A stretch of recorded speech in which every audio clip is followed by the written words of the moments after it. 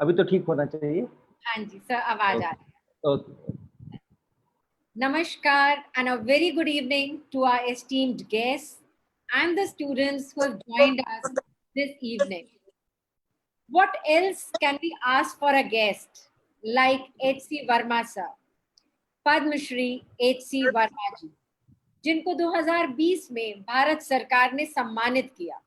और सबसे पहले सर इस मंच पर आपका स्वागत है और बहुत बहुत बधाई फॉर द अवार्ड। और हमारी खुशी का एक और धन्यवाद। कारण, हमारी खुशी का एक और कारण है कि एक शिक्षक को अवार्ड मिला, और ऐसा शिक्षक जिसने अपना पूरा जीवन बच्चों के नाम कर दिया, लोगों के भविष्य के लिए उन्होंने अपना जीवन समर्पित कर दिया। हमारे समाज में शिक्षक को का स्थान भगवान से भी ऊपर रखा गया है। उसे गुरु बनाकर पूजा की गई है, और किसी ने बखूबी कहा है, गुरु आपके उपकार का कैसे चुकाऊं मैं मोल, गुरु आपके उपकार का कैसे चुकाऊं मैं मोल, लाख कीमती धन भला गुरु मेरा अनमोल। इन्हीं शब्दों के साथ मैं H.C. वर्मा सर का स्वागत करती हूँ इस मंच पर, और रिक्वेस्ट करती हूँ हमारे अजय बहादुर सिंह जी जो हमारे साथ जुड़े हुए हैं, ऑर्गेनाइजर ऑफ द इवेंट, वो सर का स्वागत करें। और यहाँ मैं बताना चाहूंगी कि अजय बहादुर सिंह जी भी उन ऐसे शख्स हैं जिन्होंने समाज के लिए बहुत काम किया है और करते भी जा रहे हैं। किसी कारणवश अपनी पढ़ाई, अपने ड्रीम्स पूरे ना करने की वजह से उन्होंने अपने ड्रीम्स दूसरों की आंखों में देखनी शुरू कर दी। अपने ड्रीम्स जो डॉक्टर बनने की थी या कुछ करने की, उन्होंने अपनी एक जिंदगी फाउंडेशन नाम की संस्था का स्थापना किया और बच्चों को पढ़ाना शुरू किया, अपने घर में रख के, अपने यहाँ पे खाना पीना सब कुछ, और उनको डॉक्टर बना के वो आज ऐसा महसूस करते हैं कि जैसे उनकी ड्रीम्स पूरी हो गई हैं। Ajay Bahadur Singh ji, I would request you, पहली बात तो आपका स्वागत, और मैं रिक्वेस्ट करूंगी आप हमारे आज के गेस्ट H.C. वर्मा जी का स्वागत करें। Over to you sir. Thank you Manoj ji. Sir, मेरे जिंदगी में बहुत सारे खुशियों के मौके आए। जब मैं देवघर के श्रावणी मेले में चाय शरबत बेचकर, शादी ब्याह में सॉफ्ट ड्रिंक सप्लाई कर, दशहरा पूजा के पंडाल में कोल्ड ड्रिंक्स बेच करके, घर घर ट्यूशन पढ़ाकर, जब मैं अपने बीमार पिता के दवा के लिए पैसा इकट्ठा कर लेता था, जब मैं होम ट्यूशन से ग्रुप ट्यूशन और बाद में सक्सेसफुल इंस्टीट्यूट बना लिया था। किसी जमाने में पैसों के अभाव में मेडिकल एंट्रेंस की कोचिंग आधे में छूट गई थी, डॉक्टर बनने का सपना टूट गया था, पर आज मैं अपने लाचार, बेबस और गरीब बच्चों को मुफ्त में मेडिकल का कोचिंग, रहने, खाने, पीने और किताब कॉपी की व्यवस्था कर उन्हें डॉक्टर बनाने का काम कर रहा हूं। और मेरे बच्चों की सफलता के बाद लोग मुझे जानने लगे और मुझे ऑनररी डॉक्टरेट की भी उपाधि दे दिया। कुछ यूनिवर्सिटीज के द्वारा डॉक्टरेट की भी उपाधि मिलने के बाद भी मेरे लिए निश्चित रूप से ये सब मेरे लिए बहुत बड़े खुशियों का दिन था।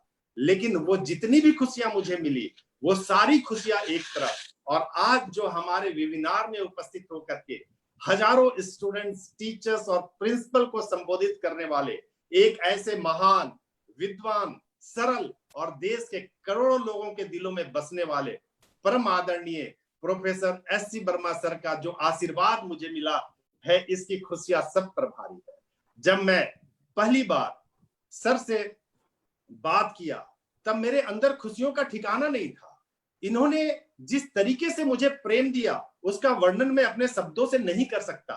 मैं इस वेबिनार में अपने और तमाम दर्शकों की तरफ से सर आपको बहुत बहुत स्वागत करता हूं, अभिनंदन करता हूं। थैंक यू, धन्यवाद सर। मेरा पूर्ण विश्वास है कि आपका यह सेशन केवल हजारों विद्यार्थियों के जीवन में परिवर्तन नहीं लाएगा, बल्कि एक सफल परिवार का निर्माण करेगा, एक खुशहाल गांव और शहर का निर्माण करेगा, जो कि हमारे देश को संपन्न बनाने में सहायक सिद्ध होगा।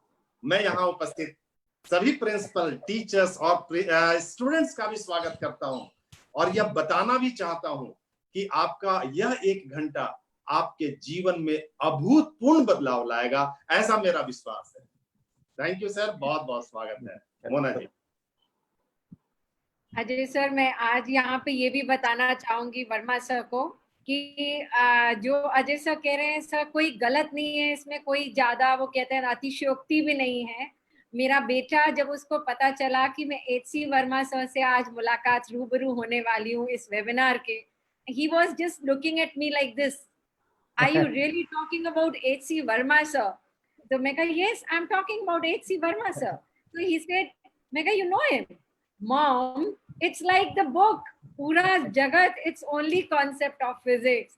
And then I was really feeling very overwhelmed कि yes, and कहते हैं ना यकीन नहीं हो रहा, पर आज yes, it has happened and the time has come and we are with interactive mode with H.C. Verma sir. Thank So you. as Ajay sir has said, we are going live and we have many comments starting coming और बहुत सारे questions भी शुरू हो रहे हैं। तो अगर आपकी इजाजत हो तो मैं उन प्रश्नों की बौछार आप पे करूं, या आप कुछ अपने बारे में थोड़ा सा बताना चाहें तो ये आपकी इच्छा, otherwise we can start with the questions. जैसा आप चाहे, आप जैसा चाहे वैसे चलेंगे। तो पर हम कुछ शब्द तो आपसे भी सुनना चाहेंगे कि कुछ तो आपके बारे में आप जो हमसे शेयर करना चाहें, क्योंकि क्वेश्चंस तो आपकी लाइफ में मतलब आई थिंक सो भरमार होंगे, and when your subject is such a vibrant subject, engineering में भी फिजिक्स का बहुत महत्वपूर्ण स्थान रहता है और 9th से ही बच्चों को बड़ी टेंशन हो जाती है, चाहे वो नीट के बच्चे हों चाहे जेई के बच्चे हों। तो सर पहले हम आपसे कहते हैं, आप थोड़ा सा हमें अपने बारे में बताएं। मैंने अपने बारे में बताना शुरू कर दिया है। एक YouTube पर मेरा चैनल है, उसमें H.C. वर्मा की कहानी, H.C. वर्मा की जुबानी, इससे आप देखिएगा मैं धीरे धीरे अपनी कहानी खुद कह रहा हूँ, तो आपको भी सुनने में अच्छा लगेगा। बाकी जो अपने दर्शक लोग हैं इस वेबिनार में जुड़े हुए, वो लोग भी उसको देख सकते हैं। बहुत स्लोली मैं चल रहा हूँ। सप्ताह में 10 मिनट से 15 मिनट तक का मैं एक कहानी कहता हूँ वहाँ पे, और अभी तक 12 कहानियां कही है मैंने, और अभी मैं 13 वर्ष की उम्र तक पहुंचा हूँ। तो धीरे धीरे वो परतें और खुलती जाएंगी और मेरी जिंदगी में कब क्या हुआ वो सब कुछ वहाँ से पता चलेगा। मुख्य रूप से अगर देखें, ज़्यादा मैं समय नहीं लेना चाहता हूँ क्योंकि देखूं क्या क्या प्रश्न आ रहे हैं, लेकिन मेरी मुख्य बात ये है कि मुझको इस बात की चिंता है कि सभी जगह जो पढ़ाई होती है, चाहे वो स्कूल्स हो, कॉलेज हो, घर पे हो, माता पिता के एक्सपेक्टेशंस हो, बच्चों की अपनी सोच हो, कोचिंग इंस्टीट्यूट्स हो, अच्छे से अच्छे प्रकार से बच्चों को कुछ सिखाने की कोशिश करते हैं। और मुझको यही पे प्रॉब्लम है कि हम उनको सिखाने की कोशिश करते हैं, उनको हम सोचने की दिशा में नहीं ले जाते, हम उनको सिखाने की कोशिश करते हैं। और यकीन मानिए, जब हम सिखाएंगे तो जितना हम जानते हैं उससे कम ही मेरा बच्चा जानेगा। हम अगर किसी को कुछ सिखा रहे हैं तो जितना हम जानते हैं उससे ज्यादा तो हम सिखा ही नहीं सकते, उससे कम ही सिखा सकते हैं। तो ये पूरे विज्ञान की जो प्रगति है उसके ऊपर बहुत बड़ा प्रश्न चिन्ह है ये, कि सभी एकेडमिक इंस्टीट्यूशंस में, चाहे वो घर में हो, स्कूल में हो, कॉलेज में हो, ट्यूशन सेंटर पे हो, कहीं पर भी हो, हमारी कोशिश यही रहती है कि ये फार्मूला बताओ, वो इक्वेशंस बताओ, वो डेरिवेशंस बताओ, ये सवाल ऐसे बनता है, ये सवाल ऐसे बनता है, इसके ये प्रोसीजर है, इसके ये प्रोसेस है, ऐसा हो तो ऐसा फिगर बनाना, ऐसा हो तो ऐसा ये करना, ऐसा हो तो ऐसा न्यूमेरिकल्स बनाना। तो हम सिखाते सिखाते जाते हैं। तो खुद से सोच करके, और हम कुछ अपनी वो जो क्षमता होती है सोचने की, न केवल उसका विकास नहीं कर रहे हैं बल्कि उसका हम क्षरण कर रहे हैं, उसका हम हरण कर रहे हैं, हम उनके थिंकिंग सेल्स को डोरमेंट बना रहे हैं। ये मेरी एक बहुत बड़ी चिंता है। और सभी बच्चों से मेरा ये है कि भैया जो आपको पढ़ाया जाए वो तो आप पढ़ लो, लेकिन आप ये याद रखो कि अगर आप खुद से सोच नहीं पाए, नई परिस्थितियों में से अपने लिए खुद रास्ता नहीं ढूंढ पाए। आजकल मेरे पास बहुत सारे जो प्रश्न आते हैं ईमेल पर, बच्चे लोग पूछते हैं फिजिक्स के प्रश्न, तो बहुत बार कहते हैं हमने पूरा गूगल सर्च कर लिया, कहीं उत्तर नहीं मिला। तो ये जो हो गया ना कि मैं तो कुछ सोच ही नहीं सकता हूँ, कोई ना कोई मुझे बताने वाला ही चाहिए।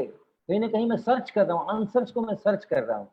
ये एक बड़ी समस्या है। सभी बच्चों को इससे बचना चाहिए, अपने रास्ते खुद बनाने चाहिए, अपने सॉल्यूशंस खुद निकालने चाहिए। नए सिचुएशंस कोई आ जाए तो उसका मुकाबला करने की शक्ति होनी चाहिए। ये नहीं कि हमने जो 5000 सवाल बनाए हैं उन्हीं 5000 सवालों से मिलती जुलती चीजें आएंगी तो हम बनाएंगे, और जो ऐसा सवाल अगर परीक्षा में मेरे सामने आ जाए जो मैंने कभी देखा ही नहीं था या उससे मिलता जुलता कोई सवाल देखा ही नहीं था, तो हम तो उस पर अटेम्प्ट करने की हिम्मत ही नहीं कर सके। ऐसी अगर अपनी तैयारी होगी तो हम वाकई बहुत पीछे हैं। चलिए अब शुरू करते हैं। शुरू करने से पहले ही थोड़े सा रिक्वेस्ट करना चाहूंगी कि कमेंट्स में आ रहा है थोड़ा आवाज, आपकी माइक को थोड़ा आपको पास करना पड़ेगा। हाँ जी बेटा, क्योंकि थोड़ा आवाज में कुछ कुछ शब्द कट रहे हैं। अच्छा चलो देखते हैं, कोशिश करते हैं। आपको कैसी लग रही है? आप ठीक है? अच्छा ओके चलो ठीक है। बेटर है सर की शायद। आप उसको हाँ। नीचे कर ले सर, कोई दिक्कत नहीं। टेक्नोलॉजी से हम लोग काफी कुछ सीख रहे हैं, आप तो बिल्कुल उसके जादूगर हैं। एंड आपने इतना अच्छी तरह से कितने प्रश्नों का जवाब पहले ही दे दिया। और एक क्वेश्चन से शुरू करते हैं सर, कि सेम जो आपने बोला कि साइंस के बच्चों को सबसे ज्यादा टफ सब्जेक्ट फिजिक्स लगता है और आप फिजिक्स के जादूगर हैं, तो आप सबसे ये जानना चाहते हैं आपसे सब लोग कि फिजिक्स से आपको प्यार कब और कैसे हुआ? पता नहीं। कोई कोई कभी इस प्रश्न का उत्तर दे सकता है कि किसी को किसी से प्यार कब और कैसे हुआ? प्यार तो प्यार होता है ना। वो कहते हैं उसका एक उसका कोई उसका कोई ऐसा थोड़ी हम बता सकते हैं कि हाँ इतने बज के इतने मिनट पे ये काम किया तो प्यार हो गया। सर बट इंट्यूशन कब डेवलप हुआ कि आपको लगा, and why physics only sir? Why physics? What happened? कुछ तो हुआ होगा कि कहीं तो कोई माइलस्टोन हुआ होगा सर। ऐसा कुछ खास मैं नहीं आपको बता सकता हूँ। शायद उस समय में हमारे पास एक्सपोजर नहीं थे, शायद उस समय हमारे पास में ऑप्शंस नहीं थे, शायद हमें बहुत ज़्यादा पता नहीं था उस समय में। मैंने 1971 में किया है, अपना +2 किया है। उस समय ऑफ कोर्स +2 नहीं बोला जाता था उसको, लेकिन जिसके बाद जेई के लिए लोग जाते हैं वो जो पीरियड है वो 1969 का है। तो उस समय में हमें ये 3 चीज पता थी जो आज भी अधिकांश लोगों को पता है कि हाँ एक बीएससी एमएससी होती है और एक इंजीनियरिंग होती है और एक मेडिकल होता है। और मैं जिस कॉलेज में था, पटना में साइंस कॉलेज में, वहाँ पर इन तीनों का ही बोलबाला था, तीनों में ही लोग जाया करते थे, इंजीनियरिंग में, मेडिकल में और जनरल डिग्री कॉलेजेस के अंदर में, और इन्हीं 3 में से चॉइस था। और ये बहुत खुशी की बात है कि इन्हीं 3 में मेरे पास चॉइस थी, ज़्यादा कुछ इधर भटकने की ज़रूरत नहीं पड़ी और बहुत क्लियरली मैंने मेडिकल और इंजीनियरिंग को नकार दिया था कि मुझे तो प्योर फिजिक्स ही करनी है या प्योर साइंस ही करना है, प्योर मैथमेटिक्स करना है। तो जो प्योर फिजिक्स है उसके कुछ मज़े कुछ और होते हैं। आपके ज़्यादातर दर्शक जो हैं वो मेडिकल के एस्पिरेंट हैं, इसलिए मैं उनको डिस्करेज नहीं करना चाहता हूँ, लेकिन फिजिक्स के मज़े कुछ और होते हैं। क्योंकि हम लोग फिजिक्स को जब कहते हैं कि क्या है फिजिक्स, तो हम कहते हैं कि भाई प्रकृति के जो नियम हैं उनको हम जान लें और उनको हम ठीक प्रकार से उपयोग में ला सकें, वो फिजिक्स है। तो जिस दुनिया में हम रहते हैं उस दुनिया के जो रूल्स हैं, जो हम खाते पीते हैं, जो हम हाथ चलाते हैं, जो हम सिर खुजाते हैं, जो हम अपने माथा पीटते हैं, जो कुछ भी करते हैं, तो हर एक्शन जो है, हमारी बिजली है, हमारे सब कुछ है, रोशनी है, तो उस जिस दुनिया में हम रहते हैं उसकी इतनी बारीक जानकारियां अगर हमें नहीं है, तो उसको अगर हम जानते हैं तो उसके तो मजे बिल्कुल ही कुछ और होते हैं। तो जिस समय में मैंने अपने +2 कर रहा था या उसके भी और पहले, उस समय से ही ये ऑलमोस्ट तय था, 2 चीजें तय थी कि एक मुझको प्योर साइंस में ही जाना है, इंजीनियरिंग में। और इसमें आजकल बहुत तो ये एक भ्रामक प्रचार है कि अगर आपने किसी डिग्री कॉलेज में बीएससी के अंदर में एडमिशन लिया है, बीकॉम के अंदर एडमिशन लिया है, तो यू आर ए फेलियर। आपको कहीं और इंजीनियरिंग मेडिकल में नहीं हुआ या उस होने की आपकी क्षमता नहीं थी, ताकत नहीं थी, इसलिए आपने डिग्री कॉलेज में लिया। ये जो एक बहुत बड़ा भ्रम है, तो मेरा तो बहुत शुरू से ही ये था कि नहीं, मेरे को प्योर साइंस करना है, मेरे को बीएससी एमएससी करनी है, मेरे को शिक्षक बनना है। दूसरा ये था कि मेरे को शिक्षक बनना है, मुझको कोई इंजीनियर नहीं बनना है, मुझको कोई डॉक्टर नहीं बनना है। मेरा सपना पूछोगे तो मेरा सपना था बहुत बचपन से कि मुझे शिक्षक बनना है। शिक्षक चाहे मैं प्राइमरी स्कूल का बनूं, चाहे मैं कॉलेज का बनूं, चाहे मैं आईआईटी का बनूं, लेकिन मुझको शिक्षक बनना है। और वो शिक्षक बनने के लिए इंजीनियरिंग मेडिकल में जाने की कोई जरूरत नहीं है, उसके लिए अच्छी से अच्छी सब्जेक्ट की जानकारी होनी चाहिए। तो फिर एमएससी करो, पीएचडी करो, उस लाइन पर चलो। तो ऐसे करके वो फिजिक्स मैंने पकड़ ली। सर, आप यहाँ कह रहे हैं कि आपको शिक्षक बनना है, परंतु हम तो कहेंगे आप भविष्य के ज्ञाता हैं, क्योंकि आपने बुक लिखी थी 1990 में और वो आज भी सबसे ज्यादा पॉपुलर है, जो 2020 हो गया। तो इसका क्या राज है? कुछ तो मतलब इट्स लाइक एस्ट्रो और भविष्य, या how many years? 30 odd years, I believe. Yes. So what do you have to say? Almost.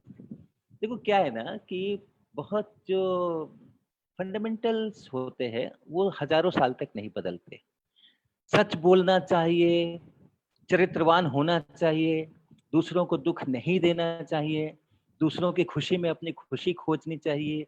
ये जो एथिक्स हैं, ये जो वैल्यूज हैं, ये आप क्या सोचते हो कि किसी खास 50 साल के लिए होते हैं, या किसी खास 100 साल के लिए होते हैं, या किसी साल 500 साल के लिए होते हैं? ये शाश्वत है। ये वैल्यूज शाश्वत हैं। उसी प्रकार से जो फिजिक्स के मूलभूत चीजें हैं वो कुछ शाश्वत चीजें हैं, वो बदल ही नहीं सकती है।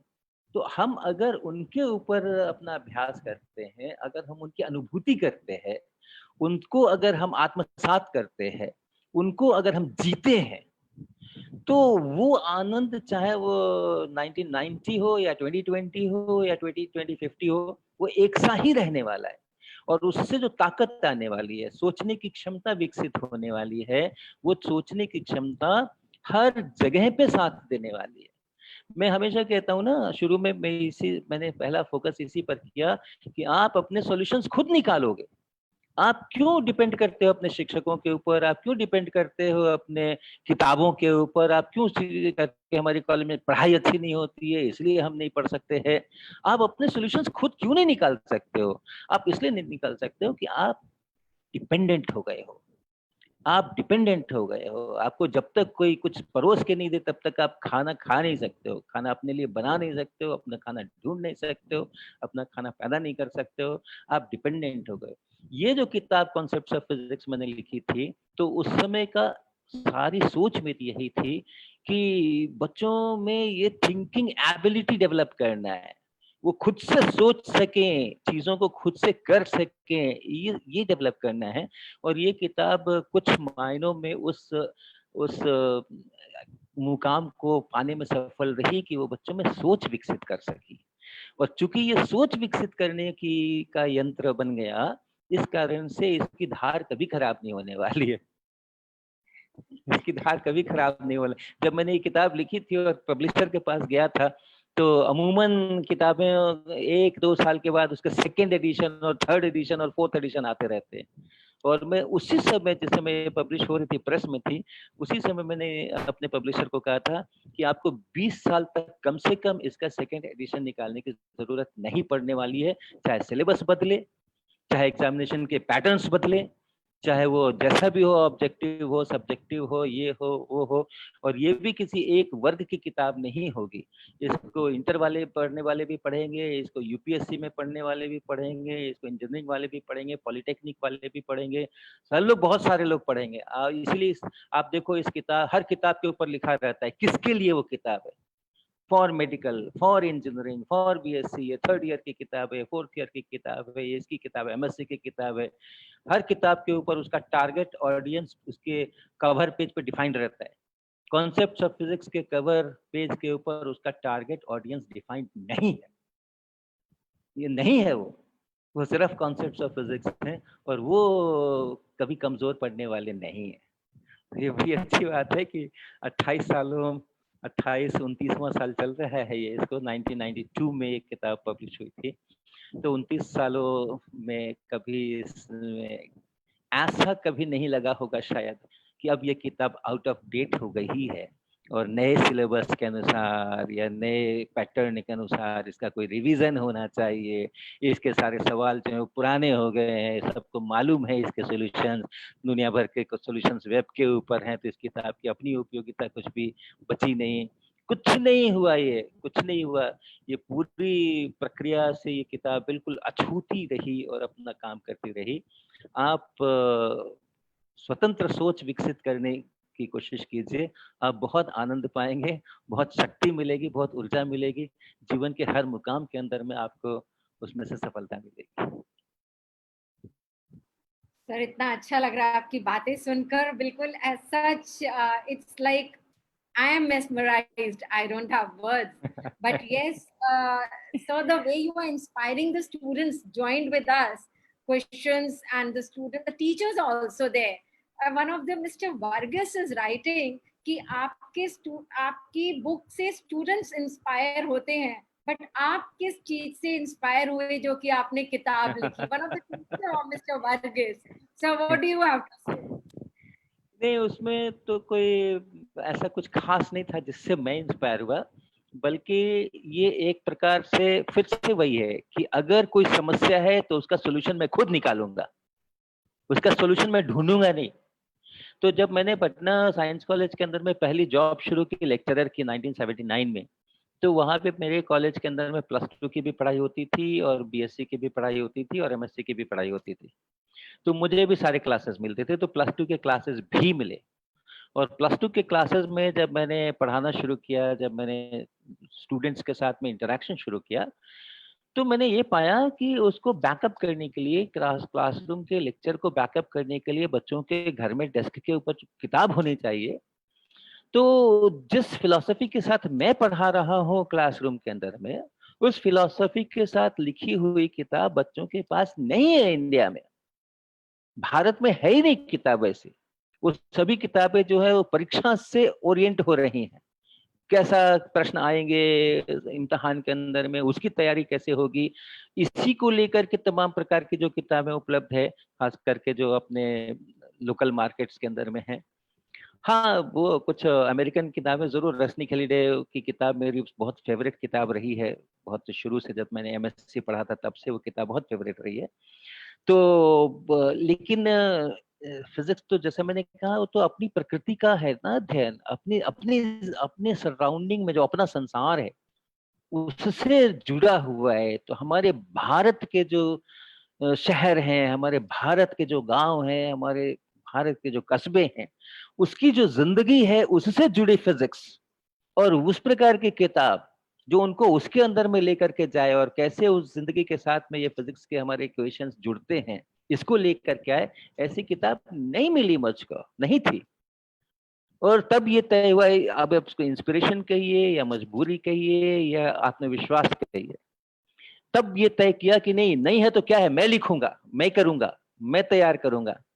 तो प्राइम यूथ का समय था वो, 1979 का मतलब है कि 52 घटा लीजिए उसमें से आप, तो वो तो 30-40 वर्षों का जो प्राइम टाइम होता है करियर का, वो था। और उसमें 8 साल मैंने इसके अंदर में लगाया, इसके मैन्युस्क्रिप्ट को तैयार करने में। तो 8 इयर्स 1984 में मैंने शुरू किया था इसको, ये तय किया था कि मुझको लिखना ही लिखना पड़ेगा, कोई उपाय नहीं है, और 92 में फाइनली ये पब्लिश हुई। तो 8 साल का वक्त इसके में लगाया मैंने। सारे मेरे कलीग, सारे मेरे वेल विशर, सारे मेरे दोस्त सब कहते थे कि दिमाग खराब हो गया है तुम्हारा इस समय कोई किताब लिखता है क्या है, इस समय लोग ट्यूशन पढ़ाते हैं, इस समय लोग पैसे कमाते हैं, इस समय लोग पीएचडी करते हैं, इस समय लोग रिसर्च करते हैं, ये किताब लिखने का समय है क्या? किताब तो जब रिटायरमेंट नजदीक आता है, अनुभव कुछ हो जाते हैं अपने, तब किताब लिखी जाती है। और किताब अगर जब 2-3 साल हो गए, जब हो कि भाई किताब लिख रहे, किताब लिख रहे, किताब लिख रहे, तो 2-3 साल के बाद लोगों ने बड़े व्यंग करने शुरू किए कि किताब है या क्या है, बीरबल की खिचड़ी है, ऐसे कोई किताब होती है? अरे किताब लिखनी है, साल भर लिख दो, 2 साल में लिख दो, ये क्या किताब है, किताब लिखते चले जा रहे हो। तो ये था, इसको आप जो कह लो, इंस्पिरेशन कह लो या जो कह लो, लेकिन अगर एक प्रॉब्लम है तो पहले प्रॉब्लम को आइडेंटिफाई करना, वो भी मैं ही करूंगा, वो भी मैं ही करूंगा, मैं किसी पर डिपेंडेंट नहीं होने वाला हूँ। कौन मुझको बताएगा कि ये प्रॉब्लम है? प्रॉब्लम को आइडेंटिफाई करना, प्रॉब्लम के सॉल्यूशन सोचना और सॉल्यूशंस को फिर इम्प्लीमेंट करना, उसको बनाना, उसको क्रिएट करना। तो ये एक पूरा कॉन्फिडेंस के साथ में काम करना, इस तरह से इस किताब की रचना हुई। बहुत अच्छा लगा सर। आप एक तरफ विजुअलाइजेशन और प्रैक्टिकलिटी की बात कर रहे हैं, पर जब बच्चे हमारे साथ जुड़ते हैं उनको तो सिर्फ यही पूछना होता है। एक बच्चा है, मिस्टर संतोष कोई है, जो पूछ रहे हैं, is memorization of the formula mandatory to solve the questions of physics? अगर मजा आए। हाँ जी सर, ओके, प्लीज। सॉरी। हाँ, तो अगर आपको फॉर्मूला याद करने में मजा आता है तो जरूर करो। मुझे मेमोराइजेशन से कोई समस्या नहीं है। अरे हमने सारे पहाड़े मेमोराइज किए थे, उस समय हमने कौन सा समझा था कि 6 क्यों होता है। हमने तो सीधा सीधा रट्टा मारा था 6 का, और वो 6 मुझे आज भी काम आता है, नहीं आता है। तो फॉर्मूले याद करना बुरी बात नहीं है, लेकिन फॉर्मूले याद करना किसी खास मकसद के लिए ही है, ये गड़बड़ बात है। और खास करके जब आप इस लेवल पे आते हो, +2 के लेवल पे आते हो, तो उस समय में आप फॉर्मूले याद करो जरूर, लेकिन वो फॉर्मूले जब भी आप देखोगे किताब में तो उसके डेरिवेशन में कई सारे प्री रिक्विजिट्स होते हैं। x बराबर ut plus half at square, आप फॉर्मूला तो याद कर लेते हो, लेकिन उसका डेरिवेशन आप देखो तो आप पाओगे कि उसमें एक्सेलरेशन को कांस्टेंट लिया था डेरिवेशन के समय में। तो साथ में अगर उसके वो प्री रिक्विजिट्स भी याद नहीं है, यानी हमने डेरिवेशन तो कभी देखा नहीं, क्योंकि परीक्षा में तो आएगा नहीं नीट में डेरिवेशन करने के लिए। हमें तो फार्मूले का इस्तेमाल करके न्यूमेरिकल बनाना है, तो फार्मूले याद कर लो और उसको अप्लाई कर लो, न्यूमेरिकल बना लो। तो आप फॉर्मूला याद कर लोगे, भूल जाओगे कि ये यूनिफॉर्म एक्सेलरेशन होने पर ही लागू होता है। हर एक इक्वेशन के लिए, हर एक फॉर्मूला के लिए जब उसका डेरिवेशन करते हैं तो उस डेरिवेशन में मैंने कौन कौन सी परिस्थितियां मानी है जिसके लिए वो फॉर्मूला बना है। अगर मैंने उस डेरिवेशन में से नहीं गया है, अगर मैंने उस डेरिवेशन को अच्छी तरह से नहीं समझा है, भले उसको याद मत रखना पूरे डेरिवेशन को, लेकिन एक दफा अगर बहुत अच्छी तरीके से उसमें से अगर आप नहीं गुजरते हैं तो फिर आप जरूर गलती करने वाले हैं। आप जरूर गलती करने वाले हैं। आप जो फॉर्मूला जहां लगना चाहिए था आप वहां नहीं लगा करके और कुछ दूसरी जगह लगाने वाले हो, और कंडीशंस जो उस फॉर्मूला के डेरिवेशन की थी वो वायलेट हो रही है कि नहीं हो रही है आपको पता ही नहीं चलेगा। और प्लस आपको हजारों फॉर्मूले याद करने पड़ेंगे, हजारों हजारों फॉर्मूले याद करने पड़ेंगे। लेकिन अगर आपने वो उसके डेरिवेशंस को आप समझते हैं, कैसे वो फॉर्मूला आया है, वो इक्वेशंस कैसे आया है उसको आप समझते हैं, उसके मेथड्स को समझते हैं, तो आप देखोगे कि आपके पूरे +2 के फिजिक्स में 40-50 से ज्यादा चीजें याद रखने की जरूरत ही नहीं है। 40-50 से ज्यादा चीजें याद रखने की जरूरत ही नहीं है। बाकी जितनी चीजें हैं वो आप बिल्कुल चुटकियों में जिस समय जरूरत होगी उसी समय क्रिएट कर सकते हैं, उसी समय अपनी कॉपी पे उसको लिख सकते हैं, बना सकते हैं सेकंड्स के अंदर में। और नहीं आप फॉर्मूले याद करते रहो तो करते रहो, फिर हजारों फॉर्मूले याद करो। So there is another question in this reference only कि concept तो समझ आ जाता है, but apply कब और कैसे कहाँ किया जाए, that is the difficult part. इसका भी कोई मूल मंत्र तो जरूर, correlation कैसे किया जाए दो। हाँ अब देखो इसमें क्या है ना कि आप हड़बड़ी में अगर रहोगे तो ऐसा होगा, है ना। आपको बड़ी हड़बड़ी है भाई, अगस्त में ये है, उसका प्री बोर्ड आ रहा है, उसका वो आ रहा है, इसका ये टेस्ट आ रहा है, वो इम्तहान हो रहा है, अब 2 ही महीने बचे हैं, अब 1.5 ही महीने बचे हैं। आप हड़बड़ी में रहोगे तो फिर आप लर्निंग नहीं कर सकते हो, आप सीख नहीं सकते हो। आप परीक्षा के लिए तैयार हो सकते हो लेकिन आप सीख नहीं सकते हो। तो ऐसा कोई मंत्र नहीं है भैया, मेरे पास एटलीस्ट ऐसा कोई मंत्र नहीं है। आपको कॉन्सेप्ट समझ में आ गया है ऐसा आपको लगता है ऐसा आपको लगता है कि आपको कॉन्सेप्ट समझ, आपने टेक्स्ट पढ़ा, हाँ ठीक है ठीक है ठीक है, हाँ ये ठीक है ये ठीक है ये ठीक है, लेकिन उसके बहुत सारे जो माइनर पॉइंट्स हैं वो आपके दिमाग में ठीक प्रकार से घुसे या नहीं घुसे, और ये आपको तो पता चलेगा नहीं। आपको तो लगेगा कि हाँ ठीक है कहानी बड़ी अच्छी चल रही है, इससे ये हो गया, इससे ये हो गया, इससे हो गया, समझ में तो मुझको आ गया, लेकिन उसके जो अंदर की बातें हैं वो आपको अंदर तक आपके पहुंची नहीं पहुंची ये आपको पता चलेगा नहीं। और इसलिए आपको लगता है कि आपको कॉन्सेप्ट तो समझ में आ गया और लेकिन अप्लाई नहीं कर पा रहे हैं, न्यूमेरिकल्स नहीं बन पा रहे हैं, किस सवाल में कौन सा कॉन्सेप्ट जाना है, कौन सा इक्वेशन जाना है, ये आपको पता नहीं चल रहा है। आपके कॉन्सेप्ट्स अभी ठीक तरीके से दिमाग में घुसे नहीं हैं। और कॉन्सेप्ट्स ऑफ फिजिक्स में जो मैंने प्रश्न बनाए हैं, जो सवाल वहां पर मैंने दिए हैं आपको बनाने के लिए, वो इसको एकदम ध्यान करके वो प्रश्न हमने बनाए हैं, हमने उसको उसका क्रिएशन किया है कि आपको नहीं पता है कि आपको कौन सा कॉन्सेप्ट नहीं आता है, इसलिए आप जब सवाल बनाओगे तो आपसे नहीं बनेगा।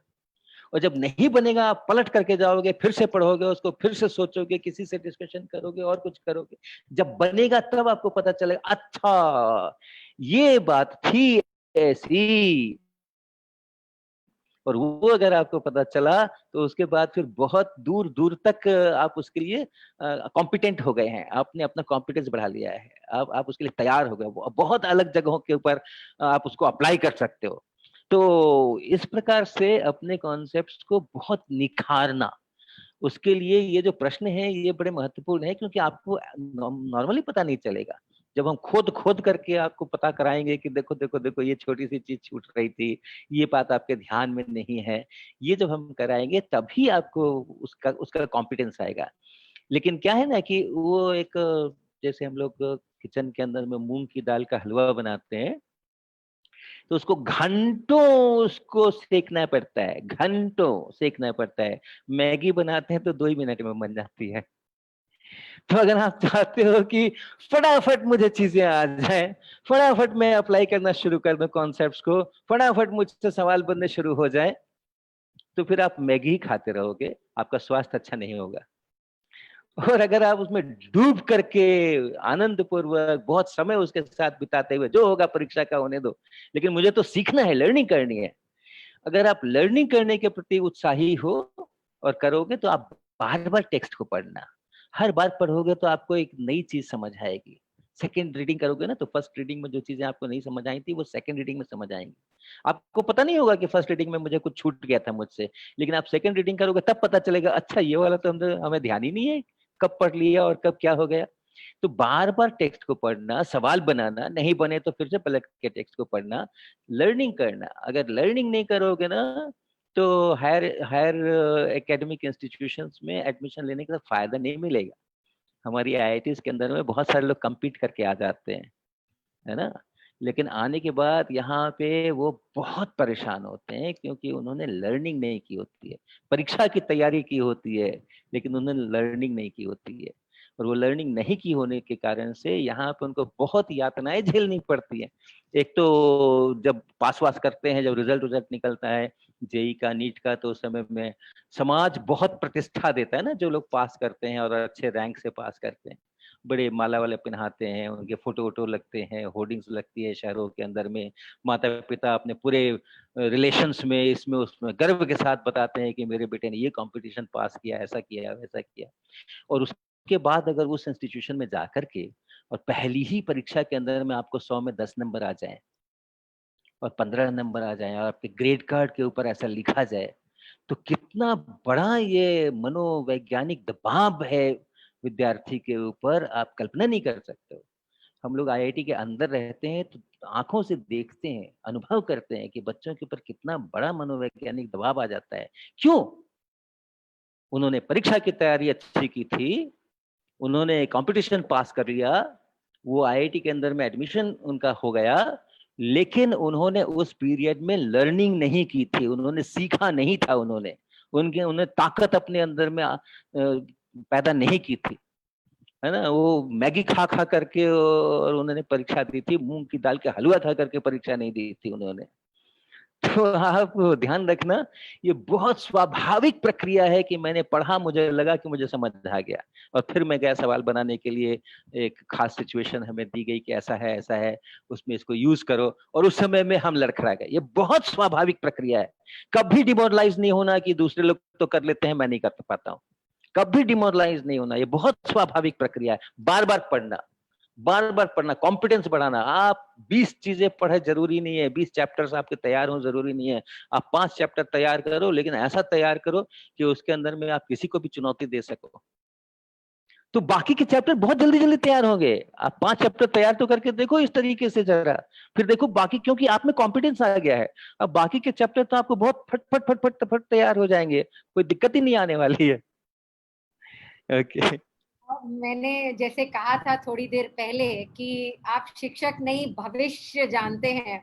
आपने बिना जाने, अभी एक बच्चे का क्वेश्चन आया हुआ है, आपने पूरा उसका आंसर अभी दे दिया। कोई अतुल श्रीवास्तव जी हैं जो लिख रहे हैं, sir kindly share some tips on how to sit for long hours, specially solving numericals, and after solving 10 questions I get exhausted.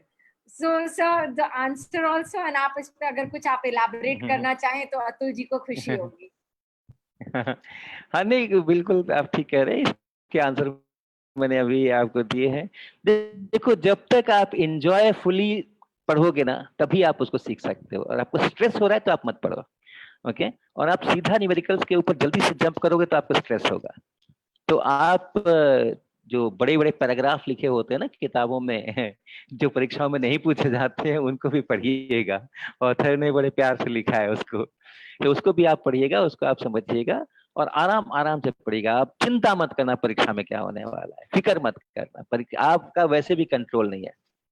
आप बहुत अच्छी तैयारी कर लोगे तो भी आप पास करोगे, इसकी कोई, इसके लिए आपको कह नहीं सकता है, विश्वास नहीं दिला सकता है।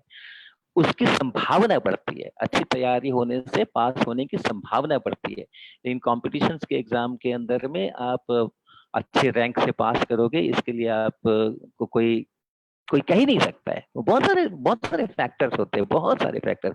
उस दिन आप सवेरे इनो खाकर गए थे कि नहीं गए थे? आपके पेट में दर्द हो गया परीक्षा के दौरान, तो आप क्या कर लोगे? आपके सारी 2 साल की तैयारी क्या कर लेगी? बहुत तरह की चीजें हो सकती है। आपको वॉमिट आने लग गई तो आप क्या कर लोगे? आपको जो सेंटर मिला उस सेंटर का पंखा नहीं चल रहा है तो आप क्या कर लोगे? आपको अभ्यास है एयर कंडीशन में बैठने का और वहां पर आपको गर्मी के अंदर में बिठा दिया, पंखा भी नहीं चल रहा है, आप क्या कर लोगे? कैसे आपका दिमाग चलेगा? तो आपके कंट्रोल्स नहीं है रिजल्ट्स के ऊपर, तो इसलिए आप उसकी चिंता भी थोड़ा सा कम कर दीजिए। और आप ये सोचिए कि क्या हमको ये पढ़ करके और कुछ हमें अंदर से अच्छा लगा कि हाँ हम कुछ एम्पावर्ड हुए, आपका अपना पावर बढ़ा क्या? वो होगा ना तो फिर आप ग्रेजुअली देखोगे टाइम के साथ में कि आप एग्जॉस्ट नहीं होगे। जिस काम में अपने को आनंद मिलता है ना, उसमें हम एग्जॉस्ट नहीं होते हैं, उसमें हम लॉन्ग आवर्स की सिटिंग कर सकते हैं। और जिसमें हमको आनंद नहीं आता है, एक बोझ जैसा रहता है, उसमें हम जल्दी जल्दी एग्जॉस्ट होते हैं। सर आपकी वार्तालाप से इतना मोटिवेटेड फील करके मैं बच्चों के सामने कुछ पंक्तियां पेश करने की इच्छा हो रही, अगर आप इजाजत दे तो। जरूर जरूर जरूर। द मोटिवेशन आपने बताया भी है और आईआईटी का भी एग्जाम्पल दिया, बच्चों का भी, और क्वेश्चंस भी है, प्रेशर ऑफ एग्जाम्स। तो किसी ने बहुत खूबी कहा है और सर भी यहाँ बता रहे हैं, उन्होंने बोला भी है कि तेरे गिरने में तेरी हार नहीं, तू इंसान है अवतार नहीं। तेरे गिरने में तेरी हार नहीं, तू इंसान है अवतार नहीं। गिर, उठ, चल, दौड़, फिर भाग, क्योंकि जीवन संक्षिप्त है, इसका कोई सार नहीं। एंड बहुत खूब। Thank you sir. तो आयुषी जी पूछना चाहती हैं कि what should be preferred for the competition exam sir, objective और सब्जेक्टिव? नहीं, मतलब नहीं समझा। तो इनका क्वेश्चन है कि भाई कॉम्पिटिटिव एग्जाम में जो आएंगे वही तो आप करोगे ना, आपके पास प्रेफरेंस है कहाँ? भाई मुझे भी थोड़ा सा लगा, पर जैसे सवाल आए सर बता रही हूँ आपको।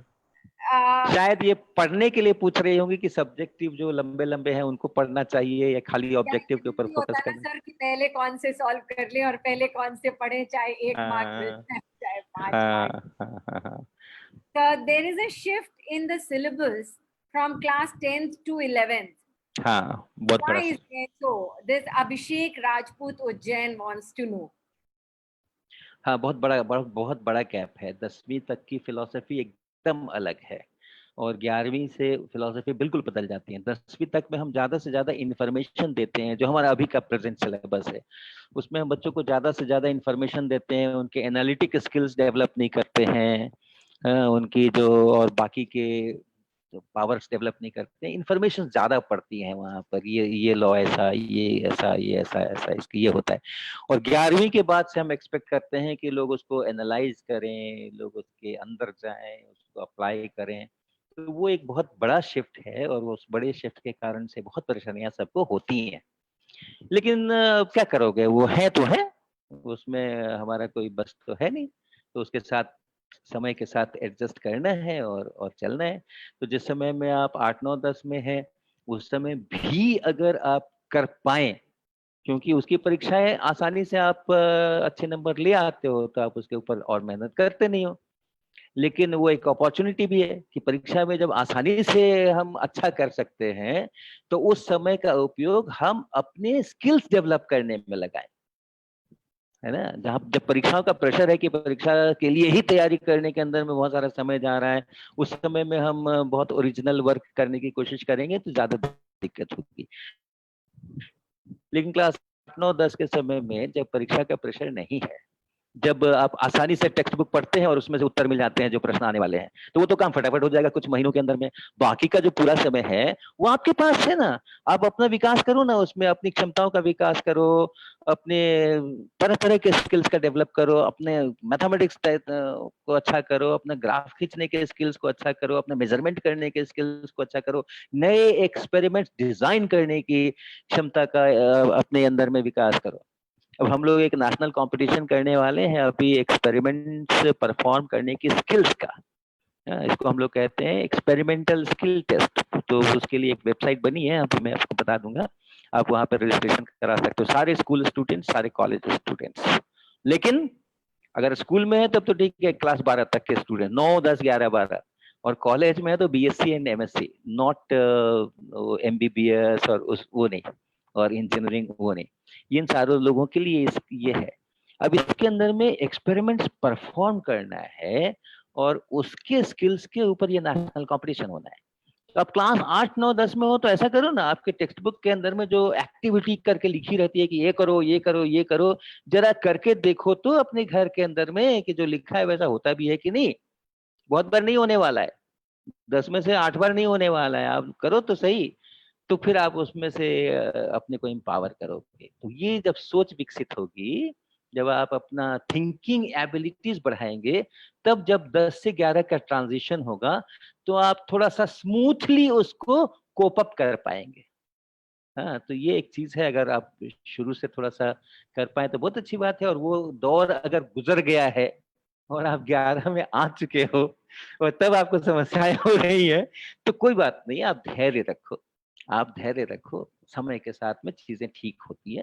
बार बार टेक्स्ट को पढ़ना, बार बार जो टेक्स्ट है उसको पढ़ना, देखना कि कैसे एनालिसिस की जाती है चीजों की, कैसे एक गिवन डेटा, गिवन इंफॉर्मेशन के बाद लोग सोचते कैसे हैं कि इसमें से कैसे आगे के रास्ते कैसे निकाले जाएंगे, इन चीजों का विकास करना। तो प्रोसीड्योर याद करने से, प्रोसेस याद करने से ज्यादा महत्वपूर्ण है कि हम ये अपनी थिंकिंग एबिलिटी को विकसित करें। तो ये चीज आप ऐसे करो, धीरे धीरे ठीक हो जाएगा। Thanks a lot sir. एक बच्चे का कोई, जैसे आपने अभी बताया, आपकी किताब के ऊपर पेज पे कोई भी टारगेट ऑडियंस नहीं लिखी है, और यहाँ स्टूडेंट इज आस्किंग कि नीट के स्टूडेंट्स को फिजिक्स में कैसे अप्रोच करना चाहिए और जेई के स्टूडेंट्स को कैसे अप्रोच करना चाहिए। तो sir, would you like to answer this question? ऐसा है भैया कि मैंने न नीट के स्टूडेंट को पढ़ाया है, न जेई के स्टूडेंट्स को पढ़ाया है ना। जिस समय किताब में लिख रहा था, 8 साल का जो समय गुजरा था, उस समय जरूर मैंने थोड़े से ट्यूशंस किए थे, उसके बाद मैंने कभी ट्यूशन नहीं किए। तो मेरे को इसका कोई अनुभव नहीं है कि नीट के लोगों को अलग से कौन सा रास्ता अपनाना चाहिए और जेई के स्टूडेंट्स को अलग से कौन सा रास्ता अपनाना चाहिए।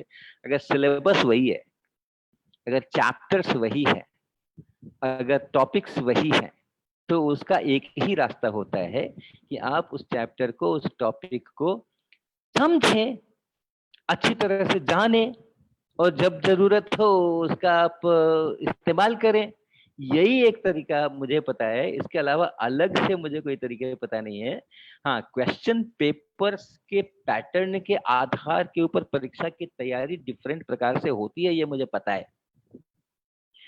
और नीट के क्वेश्चन के जो पैटर्न्स हैं वो अलग किस्म के होते हैं, और जेई के क्वेश्चन के जो पैटर्न्स होते हैं वो अलग किस्म के होते हैं, और इसलिए परीक्षा की तैयारी के समय में उनमें कुछ ना कुछ अलग चीजें होंगी, ये बात सही है।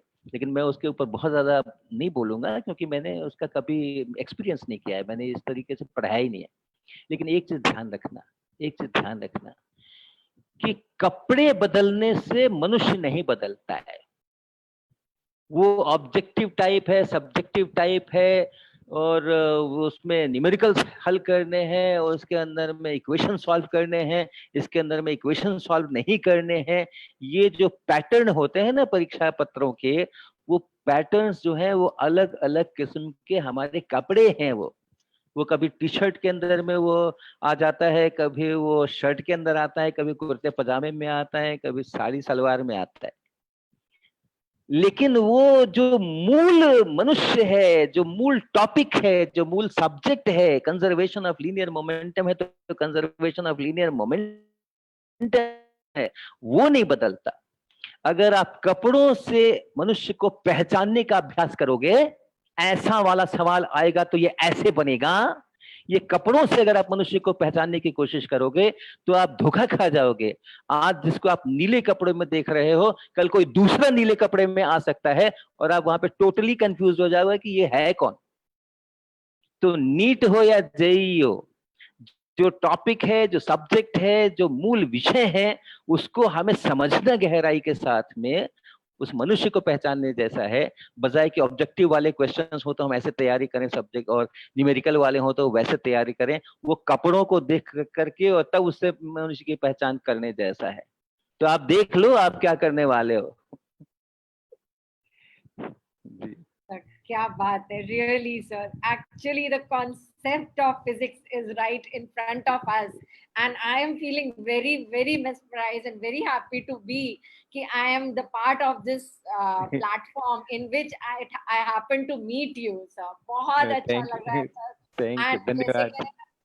घड़ी तो जरूर बता रही है कि वक्त के हम पाबंदी हैं, बट जो प्रश्न है और बच्चों के, यहाँ तक कि टीचर्स के, बच्चा मैं अपने लेवल पे एक प्रश्न पूछना चाहूंगी अगर आप इजाजत दें। जैसे आप अभी थोड़ा सा बता रहे थे ट्यूशन, और ये सर आपने अपने करियर की शुरुआत पटना यूनिवर्सिटी से की, फिर आईआईटी कानपुर में भी आप प्रोफेसर फिजिक्स के रहे, और फिर एचओडी भी रहे, बट आपको, और फिर आपने किताब भी लिखी। जैसे अगर कहें मनुष्य का एक फेजेस होते हैं लाइफ में, अगर हम इनको कहें, आपने सबसे ज्यादा क्या एंजॉय किया? एचओडी। इसलिए कि मैं कभी एचओडी बना ही नहीं। अच्छा। तो मैं कभी भी एचओडी नहीं रहा हूँ, अच्छा। न पटना यूनिवर्सिटी में, न आईआईटी कानपुर में। इसलिए आप पूछेंगे तो सबसे बढ़िया वही फेज है कि कोई झंझट नहीं है। अच्छा, बैक टू द क्वेश्चन। देखो ऐसा है ना कि मैंने हर पल एंजॉय किया है, हर पल। जब मैं स्टूडेंट था बीएससी के अंदर में, मैंने बहुत मजे किए, बहुत मजे किए। फिजिक्स को बहुत गहराई से सीखा मैंने। फॉर्चुनेटली उस समय में हमारा सेशन दो वर्ष लेट था। 1973 में जो परीक्षा होनी चाहिए थी बीएससी की फाइनल परीक्षा, वो 1975 में हुई थी, 1974 में हुई थी। रिजल्ट निकलते निकलते 1975 हुआ था। 2 साल लेट हमारा सेशन था, क्योंकि उस समय बिहार में वो संपूर्ण क्रांति आंदोलन चल रहे थे। और ये 2 साल मेरे बर्बाद नहीं हुए। आज की भाषा में अगर इस तरह की परिस्थिति हो तो लोग कहेंगे कि बच्चों का 2 साल बर्बाद हो गया। मेरा 2 साल बर्बाद नहीं हुआ। वो 2 साल मेरे लिए बहुत सुनहरे साल थे, क्योंकि कोई प्रेशर नहीं था, ना परीक्षा होने वाली थी, ना और कुछ था, ना कॉलेज जाना था। मैंने इतना बढ़िया फिजिक्स पढ़ा, और इतना बढ़िया फिजिक्स मैंने सीखा, और इतना आनंद उठाया मैंने फिजिक्स का, इतने स्किल्स अपने अंदर में डेवलप किए, जिसने मेरे को लास्ट तक, अभी तक वो मेरे साथ हैं। तो आप जिस परिस्थिति में हो, उस परिस्थिति में आप पूरी तरह डूब करके उसका आनंद उठा सकते हो, तभी मजा है। तो जब मैं स्टूडेंट था तो मैंने उसका आनंद उठाया। जब मैं पटना यूनिवर्सिटी में आया और मुझे +2 पढ़ाने को कहा तो मैंने उसका आनंद उठाया। किताब वहां से आ गई। मुझे एमएससी पढ़ाने को कहा, मुझे बीएससी को पढ़ाने का, वहां से मैंने पूरे उसका बहुत पल पल मैंने जिया है। और हमारे स्टूडेंट्स बहुत सारे जिनको पता ही नहीं था कि पटना यूनिवर्सिटी के बाहर किस प्रकार के इंस्टीट्यूशंस हैं, वहाँ क्या होता है, वहाँ किस प्रकार की चीजें हैं, उनको हमने वहाँ के बारे में तैयार किया। वो लोग वहाँ जा करके आज बड़ी बड़ी जिम्मेदारियां निभा रहे हैं, बड़े बड़े काम कर रहे हैं, बड़े बड़े यंत्रों के साथ में काम कर रहे हैं, बड़ी बड़ी चीजें क्रिएट कर रहे हैं। बड़ी बड़ी रिसर्च लैब्स के अंदर में वो लोग साइंटिस्ट हैं, प्रोफेसर्स हैं। तो वो फेज मैंने वैसे एंजॉय किया। आईआईटी कानपुर में जब मैं आया तो उसके चैलेंजेस बिल्कुल अलग किस्म के थे, बहुत ही अलग किस्म के थे। तो वो उसके लिए उसमें से रास्ते निकालने, फिर आईआईटी कानपुर के अंदर में रिसर्च को जरा ज्यादा प्रमुखता से करना होता था। हालांकि पटना यूनिवर्सिटी में भी मैंने रिसर्च किया, 5 पीएचडी वहां से मेरे साथ लोगों ने की, लेकिन यहाँ पर वो एक अलग किस्म का रिसर्च एनवायरनमेंट था, तो उसको सीखना, उसमें से चीजें निकालना, यहाँ पर भी 6 पीएचडी वहां से करना। तो आपके सामने जो भी परिस्थितियां हैं, उन परिस्थितियों का आप पूरा आनंद उठाइए और उसमें कंट्रीब्यूट कीजिए और अपने रास्ते बनाइए, नए रास्ते बनाइए, नया कंट्रीब्यूशन कीजिए, नई चीजें खुद सीखिए और दूसरों को सिखाइए। ये है तो मेरे लिए सारी, अभी रिटायरमेंट के बाद का आपने पूछा नहीं, ये फेजेस के अंदर में 3 साल पहले से मैं रिटायर होने के बाद बहुत जो काम कर रहा हूँ उसमें भी उतना ही आनंद ले रहा हूँ, उसको भी उतना ही एंजॉय कर रहा हूँ। और ये अब जो ये जूम और ये ऑनलाइन ये चीजें शुरू हुई हैं, मैंने रिटायरमेंट के करीब करीब 1 साल पहले से थोड़ा सा ऑनलाइन क्लासेस लेना और ये सब चीजें शुरू की थी। तो ये जो एक नया फेज है जिसमें अब काफी ज्यादा प्रगति हो गई है, उसको भी मैं बहुत उसी तरह से एंजॉय कर रहा हूँ। तो आपकी जिंदगी के किसी पल को भी आप उदास होकर के मत जीना।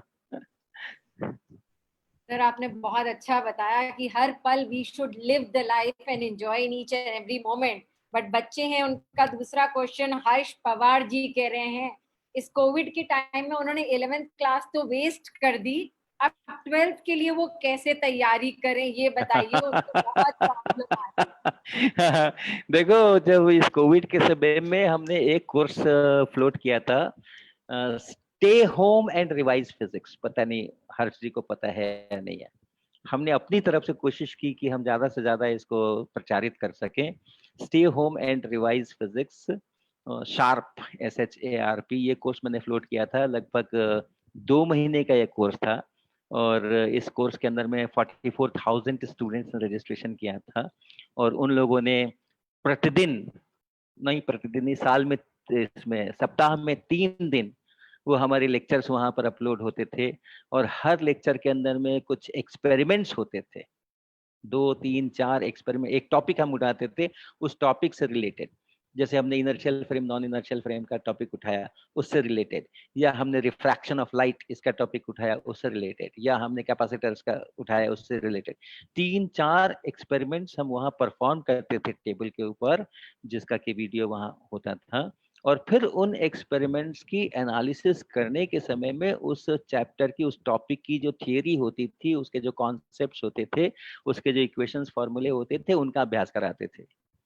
तो ऐसा करते हुए वो पूरे 2 महीने लोगों ने अपनी क्षमताओं का विकास किया। ऐसा नहीं कि वो 11th 12th कुछ नहीं होता है भैया, फिर वो कपड़ों पर जा रहे हो आप। जो टॉपिक है वो टॉपिक है, जो सब्जेक्ट है वो सब्जेक्ट है, उसको जानो। वो 11 का है, ये 12 का है, ये सब छोड़ दो। एक 2 एक्सेल है कि एक्सेल है, ये सब छोड़ो। तो अभी भी इस समय में जो हमारा एक, अभी आप स्क्रीन शेयर करने को मुझे देंगे तो वो वेबसाइट दिखाऊंगा मैं आपको। अभी आज ही की डेट में ये नेशनल एक्सपेरिमेंटल स्किल टेस्ट का ओपन हुआ है आज 1 जुलाई के दिन में। 9 अगस्त को उसका पहला राउंड की परीक्षा होनी है, वो भी आईआईटी कानपुर की वेबसाइट के ऊपर है। आप ज्वाइन करो ना, भूल जाओ 11 12 को, आप उसमें ज्वाइन करो और उसमें देखो आप, उसमें आपको जितने भी लोग उसमें रजिस्टर करेंगे, जिस दिन से आप रजिस्टर करोगे उस दिन से आपस की बातचीत शुरू हो जाएगी। मान लो आज 1000 लोगों ने रजिस्टर किया है, तो वो 1000 लोग आज से ही अपने प्रश्न पूछ सकते हैं वहां पे।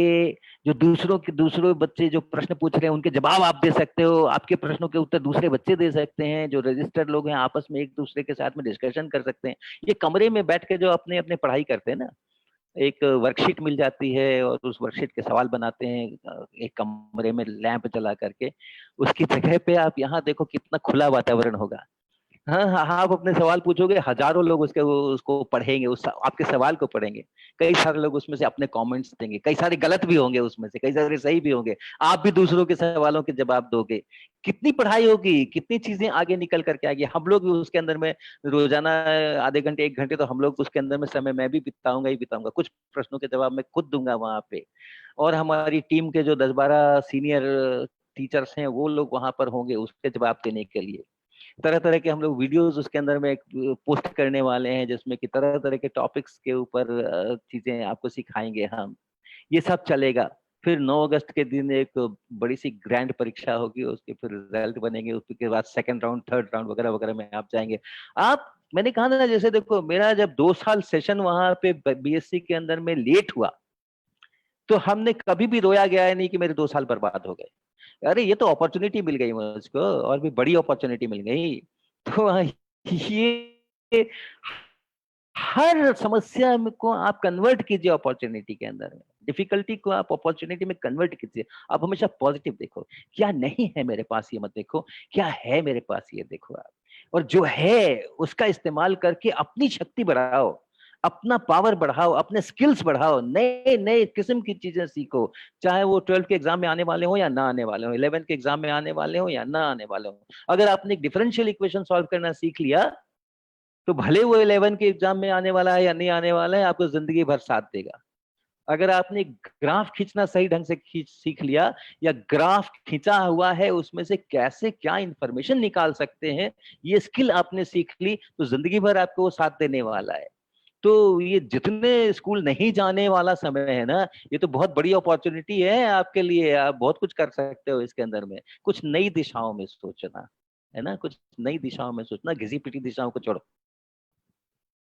Thank you, sir. So, जैसे आप कह रहे हैं, if you want, you can share the screen because thousands of students are logged in and questions खत्म नहीं हो रहे हैं। और ऐसे हमारी घड़ी भी हमें बता रही है कि हमें अपनी वाणी को विराम देना चाहिए, वक्त आ रहा है। तो आई वुड रिक्वेस्ट यू कि अगर आप स्क्रीन शेयर करना चाहें तो जरूर ठीक ठीक। हाँ, मैं कोशिश कर रहा हूँ, देखिए अगर हो जाता है तो। Host has disabled attendee screen sharing, आपको मुझे एनेबल करना पड़ेगा। मुझे आप होस्ट बना सकते। आशुतोष प्लीज आप अलाउ करें। तब तक मोना जी एक सवाल पूछ लें, तब तक। सर एक मैं जस्टिस नहीं कर पाऊंगी, लेकिन क्वेश्चंस आर फॉलोइंग एंड इस समय कितने बच्चे हमारे साथ टीचर्स हैं, और अगर सर कहें तो वही बार बार गोल घूम के आता है। Sometimes in a given situation I am unable to find a way to proceed through the problems. Our mind actually becomes blank for that moment. What should be the approach at that time? एक cup coffee पियाना। Sir, thank you very much. ऐसा जब भी हो जाए, आप मुस्कुराना, पहले आप एक स्माइल करना, स्माइल करके जाना, एक कप कॉफी पी के आना, आप जरूर दोबारा एक्टिव हो जाओगे। आप बस फिक्र नहीं करना। आप जो टेंशन में रहते हो ना, फिक्र में रहते हो, स्ट्रेस में रहते हो, तो आप अपनी क्षमताओं का भी पूरा उपयोग नहीं करते हो। ये बहुत नेचुरल है, ये बहुत नेचुरल है। देखिए, सवाल को जब पढ़ते हैं हम, तो एक तो ये ध्यान दीजिएगा, सवाल पढ़ते समय में आप हमेशा वर्ड बाय वर्ड सवाल पढ़िएगा, सेंटेंस बाय सेंटेंस सवाल मत पढ़िएगा। जब हम स्टोरी पढ़ते हैं ना, तो हम सेंटेंस बाय सेंटेंस पढ़ते हैं उसको, लेकिन जब हम एक फिजिक्स की प्रॉब्लम पढ़ रहे होते हैं, न्यूमेरिकल प्रॉब्लम पढ़ रहे होते हैं, तो हमें एक एक शब्द को अलग अलग पढ़ना चाहिए, एक सेंटेंस को एक साथ नहीं पढ़ना चाहिए। बहुत बार आपको रास्ते इसीलिए नहीं मिलते हैं क्योंकि आप को सवाल जो है वो ठीक प्रकार से आपने सवाल की परिस्थितियां नहीं समझी होती हैं कि क्या कहा जा रहा है और क्या प्राप्त करना है। तो आप वर्ड बाय वर्ड उसको पढ़ेंगे ना, तो बहुत सारी समस्या का तो वहीं पे समाधान हो जाएगा। और कभी भी आपको लगे कि ये तो कुछ हो ही नहीं रहा है, तो आप एक स्माइल जरूर कर लेना, एक मुस्कुराहट जरूर कर लेना, घूम करके आना, चाय वाय पी करके आना, और फिर 10 मिनट के बाद आप बैठना, जरूर हो जाएगा वो, कुछ न कुछ रास्ते जरूर आगे बढ़ेंगे। एक्सट्रीमली सर, थोड़ा सा तकलीफ हो रही है कि होस्ट के पास ये राइट होता है, और जैसे तो आप मुझे होस्ट बनाओ ना, make me the host. Sir ये लाइव कट जाएगा, ये लाइव जो चल रहा नहीं हो पा रहा। इन्होंने मुझे भी लिखा है जो टेक्निकल, तो मैं चाहूंगी अच्छा चलो ठीक है, अच्छा चलो ठीक है, कोई बात नहीं। आप ये देखते हो क्या? ये पता नहीं दिखता है क्या? ये दिखता है क्या आपको? Yes, nani.hcverma.in. I would like to nani.hcverma.in. This is the website, I believe. हाँ, ये वेबसाइट है, IIT कानपुर ने बनाई है खास इसी कंपटीशन के लिए। तो आप यहाँ पर जाएं, यहाँ पे आपको सारी इंफॉर्मेशन मिलेगी, यहाँ पे आप रजिस्ट्रेशन कर सकते हैं और हमारे साथ इंटरेक्शंस के रास्ते और भी खुल सकते हैं। बहुत बहुत धन्यवाद। और मैं आपकी बातों को सुन करके मैं सारे दर्शकों को बोलना चाहूंगा कि हर पल तेरा ही नाम होगा, हर पल तेरा ही नाम होगा, हर कदमों पे दुनिया का सलाम होगा। बस एससी वर्मा सर की बातों का भरपूर ख्याल रखना, देखना आने वाला वक्त तेरा ही गुलाम होगा, आने वाला वक्त। सर सचमुच sir, thank you very much. Okay, मैं समझता हूँ पता नहीं कितने बुझे हुए घरों में चिराग जल जाए, कितने गांव में खुशियां फैल जाएगी, कितने शहर जो है वो गदगद हो जाएगा। इसकी आभास सर आपको 1-2 साल के बाद पता चलेगा। ठीक है जी, okay, thank you very much. Okay. Just looking at the time, I would like to request Tripathi ma'am to take over for the vote of thanks. Tripathi ma'am, kindly unmute yourself. Thank you. Thank you, sir. Hello sir, नमस्ते। मैं धन्यवाद करना चाहूंगी। मैं अपने आप को बहुत ही भाग्यशाली मान रही हूँ कि इस प्लेटफॉर्म में मुझे कुछ कहने के लिए मिला। जो एचसी वर्मा सर जो बोले, जैसे मैगी के जैसे प्रिपेयर करना है या फिर मूंग दाल की तरह, और कपड़ों की हिसाब से जैसे अपना प्रिपरेशन कैसे रहेगा, वो सीख आई थिंक कहीं से नहीं मिलने वाला था। मैं हमारे साथ जो भी आज जुड़े हुए हैं वो बहुत ही लकी हैं कि उनको ऐसे कुछ आज सुनने के लिए मिला। Thank you sir. मैं उड़ीसा से आपका धन्यवाद करना चाहूंगी, आप हमें सुनने के लिए इतना वक्त दिए, धन्यवाद। हमारे बच्चे भरोसा है कि जो आपके बताए हुए जो भी संदेश को अपने लाइफ में काम में लगा के निश्चित रूप से अव्वल बनेंगे।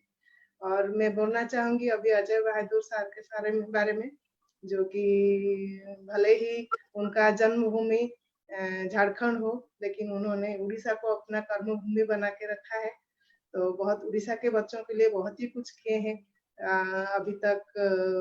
भले ही वो इंजीनियरिंग हो या मेडिकल हो, किसी भी फील्ड में सर हमारे उड़ीसा के बच्चे उनके सहायता से आज उड़ीसा का नाम, उड़ीसा में टॉपर होते हैं और नेशनल लेवल में भी उड़ीसा का नाम रख रहे हैं। Thank you sir. धन्यवाद करना चाहूंगी हमारी मोना मैम को, इतनी अच्छी तरह से कंडक्ट की और 4 चांद लगा दिए। Thank you ma'am, thank you, नमस्ते। थैंक यू, नमस्ते, thank you, thank you, thank you. Thank you.